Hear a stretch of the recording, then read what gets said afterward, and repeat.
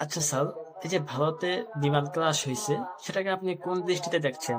আপনি একজন রাজনীতিবিদ হিসেবে আপনার কি মনে হয় যে এই বিমান ক্রাশ হওয়ার পিছনে কারণটা কি?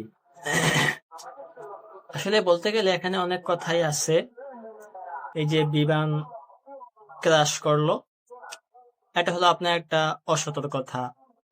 এখন আপনার বুঝতে হবে যে অসতর্কতা কোত্থেকে আসছে। যেহেতু এখন দেশে নির্বাচিত সরকার নাই, সেই হিসেবে ওনার জায়গার অসতর্কতা হচ্ছে। এটা তো ভারতে করছে, বাংলাদেশে না। না না, আপনার কথা ঠিক আছে। বিমান ক্রাশ ভারতে করছে, বাংলাদেশে না।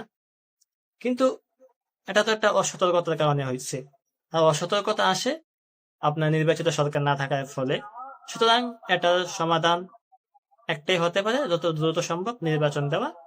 নির্বাচন দিয়ে একটি নির্বাচিত সরকার আসলে এর ভালো একটা সমাধান আসবে।